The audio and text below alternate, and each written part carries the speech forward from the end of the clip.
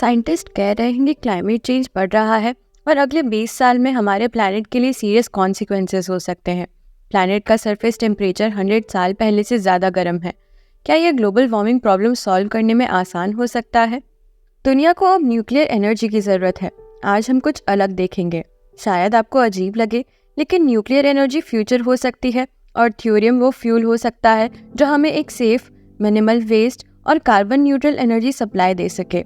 हाल ही में थ्योरियम के आसपास बहुत एक्साइटमेंट हुई है, तो चलो देखते हैं कि थ्योरियम एक बेटर फ्यूल क्यों है, उसके डाउनसाइड्स क्या हैं और कोल्ड वॉर ने थ्योरियम के साथ एक सेफर न्यूक्लियर फ्यूचर कैसे रोका। हर बार जब आप अपना लैपटॉप ऑन करते हैं, अपने घर की लाइट्स ऑन करते हैं या अपनी न्यू इलेक्ट्रिक कार चार्ज करते हैं, आप इलेक्ट्रिसिटी यूज़ करते हैं जो मोस्टली फॉसिल फ्यूल्स को बर्न करके बनती है। ग्लोबल एनर्जी सप्लाई का 80% ग्रीन हाउस गैस एमिटेड कोल, ऑयल और नेचुरल गैस से बनता है। रिन्यूएबल्स जैसे हाइड्रो, सोलर और विंड का कुछ इकोनॉमिक और पार्टिकल हर्डल फेस हो रहा है। इन सोर्सेज का इम्प्रूवमेंट हो रहा है, लेकिन शायद इससे पहले कि full global energy supply renewable से फ्यूल हो, हमें कुछ बेहतर चाहिए। और यहाँ न्यूक्लियर एनर्जी काम आती है। जब न्यूक्लियर वर्ड मेंशन होता है, हिरोशिमा, चेर्नोबिल, फुकुशिमा याद आते हैं। या शायद आप द सिम्पसन्स के dangerous radio active green sludge को याद करते हैं, जिसके साथ होमर काम करता था।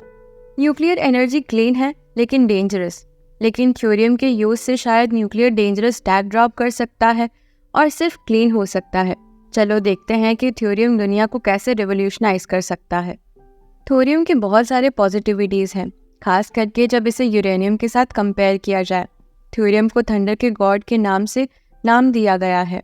ये यूरेनियम के पीरियोडिक टेबल पर 2 डोर्स नीचे है और यूरेनियम की तरह ही है। Uranium commonly nuclear power plants के लिए यूज़ होते हैं, लेकिन जब थ्योरियम यूज़ किया जाता है तो उसके बहुत सारे एडवांटेजेस हैं। पहली बात, थ्योरियम यूरेनियम से ज़्यादा हाईली कॉन्सेंट्रेटेड है, मतलब उतना ही एनर्जी जनरेट करने के लिए कम काम लगता है। माइनिंग प्रोसेस के दौरान थ्योरियम अर्थ क्रस्ट में यूरेनियम से 3 गुना ज़्यादा है। एनर्जी प्रोडक्शन के टर्म्स में 1 ton of thorium approximately 35 tons of uranium और 4 बिलियन टन्स ऑफ कोल के बराबर होता है। ये लार्जली थ्योरियम रिएक्टर की इम्प्रूव्ड एफिशिएंसी और रिसाइकलिंग प्रॉपर्टीज़ की वजह से है। न्यूट्रॉन बम्बार्डमेंट के थ्रू थ्योरियम को यूरेनियम 233 में टर्न किया जाता है, जो फिर न्यूक्लियर रिएक्शन के लिए यूज़ होता है। यूरेनियम 235, जो कि ज़्यादातर न्यूक्लियर पावर जनरेशन में यूज़ होता है, उसके कंपैरिजन में थ्योरियम से ड्राइव यूरेनियम 233 न्यूक्लियर वेपन्स के लिए बहुत ख़राब है। असल में यही है एक वजह जो कि थ्योरियम रिएक्टर्स को 1960s में जब यूएस गवर्नमेंट कोल्ड वॉर के बीच थी, फर्दर फंडिंग नहीं मिली। दोनों यूरेनियम और थ्योरियम को सूटेबल न्यूक्लियर फ्यूल्स के रूप में ऑनगोइंग सर्च प्रोजेक्ट में देखा गया था, लेकिन यूएस ने यूरेनियम पावर प्लांट्स के लिए ऑप्ट किया, पार्टली क्योंकि उसके बाय प्रोडक्ट्स को न्यूक्लियर वेपन्स के लिए यूज़ किया जा सकता था। उन्हें डर था कि सोवियट्स भी यही कर रहे होंगे। इन अजीब सर्कमस्टांसेस में यूरेनियम टॉप पर आया और अगले कुछ डिकेड्स में यूरेनियम इंडस्ट्री स्टैंडर्ड बन गया। यही एक मेजर रीज़न है कि क्यों कोई भी न्यू पावर प्लांट यूरेनियम के लिए है और नहीं थ्योरियम रिएक्टर्स के लिए होते हैं। थ्योरियम एक वीक रेडियो एक्टिव मेटल है, जबकि यूरेनियम अपने एनरिच्ड फॉर्म में कंटेन करना डिफ़िकल्ट है। Uranium mining for yellow cake workers के लिए बहुत डेंजरस है, क्योंकि जब ओर को माइन किया जाता है तो वो रेडॉन गैस रिलीज करता है। थ्योरियम पावर जनरेटिंग प्रोसेसेस की नेचर की वजह से, जो कि लिक्विड फॉर्म में होती है, वो रिएक्टर में दोनों फ्यूल और कूलेंट का काम करती है। इसका मतलब है कि वो टेम्परेचर को सेल्फ रेगुलेट कर सकती है, प्रोसेस को स्लो डाउन कर सकती है अगर टेम्परेचर बहुत हाई हो जाए। सपोजली ये थ्योरियम रिएक्टर्स को मेल्ट डाउन से इनकेपेबल बनाती है।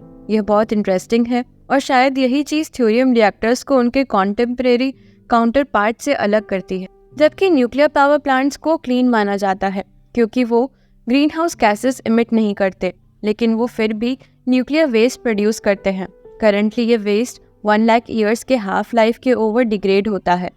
थ्योरियम के लिए ये 300 ईयर्स है और इसके अलावा ये कंपैरिजन में बहुत कम टॉक्सिक है। कुछ एस्टिमेट के अकॉर्डिंग थ्योरियम शायद 0.6% रेडियो एक्टिव वेस्ट भी प्रोड्यूस कर सकता है जब इसे यूरेनियम बेस्ड न्यूक्लियर पावर से कंपेयर किया जाए। इन सभी पॉजिटिविटीज़ के साथ थ्योरियम के कुछ नेगेटिविटीज़ भी हैं। यूरेनियम पे फोकस की वजह से थ्योरियम रिएक्टर्स डिज़ाइंस नेगलेक्ट हो गए हैं। करंटली थ्योरियम रिएक्टर्स अभी भी कई कंट्रीज़ में रिसर्च स्टेज में हैं आफ्टर अ रिन्यूड इंटरेस्ट। लेकिन जबकि ये अच्छी बात है, इसका मतलब ये है कि हम अभी कुछ समय दूर है किसी भी प्रोजेक्ट से जो फंक्शनल हो। इंफ्रास्ट्रक्चर की कमी की वजह से इस टेक्नोलॉजी के लिए स्टार्टअप कॉस्ट बहुत हाई है।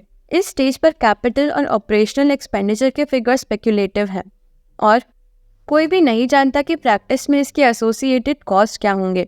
यूरेनियम और थ्योरियम के बीच का रेस शायद पहले से ही खत्म हो गया है, क्योंकि शुरुआत में जो खर्चा आता है ना, वो लॉन्ग टर्म बेनिफिट्स को कैंसिल कर देता है जो थ्योरियम के लिए हो सकते हैं।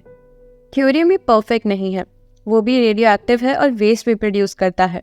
इसका एक और प्रॉब्लम है कि इसको हैंडल और शील करना मुश्किल हो सकता है। थ्योरियम न्यूक्लियर एनर्जी का सबसे बड़ा दुश्मन ये है कि इसके बारे में ज़्यादा एक्सपीरियंस नहीं है, और इस इंडस्ट्री में जहाँ स्टेक बहुत हाई है, चाहे वो पैसा हो या सेफ्टी, लोग कंजर्वेटिव सोचते हैं। लोग रिस्क नहीं लेंगे और थ्योरियम के साथ एक्सपेरिमेंट नहीं करेंगे, इसीलिए इस टेक्नोलॉजी की प्रोग्रेस स्लो होगी। रिसर्च स्टेज में तो बेनिफिट्स दिखने में आसान है, लेकिन टेस्टिंग में ही असली प्रॉब्लम्स और चैलेंजेस सामने आते हैं। हम ज़रूर थ्योरियम को एक पॉसिबिलिटी के तौर पर देखना चाहते हैं, और शायद फ्यूचर के लिए भी।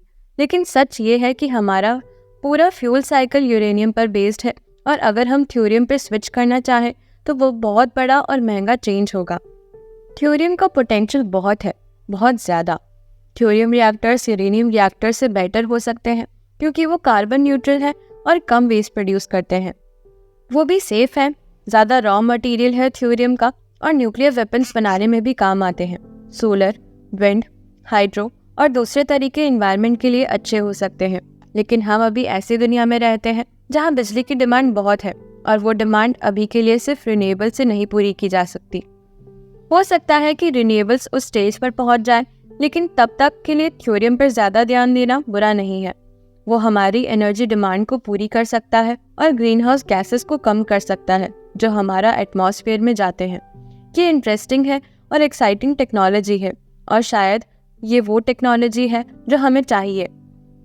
तो ये था हमारा थ्योरियम रिएक्टर्स पर एक नज़र। अगर आपको ये वीडियो पसंद आया और आप साइंस और टेक्नोलॉजी पे और वीडियोस देखना चाहते हैं तो सब्सक्राइब कर सकते हैं।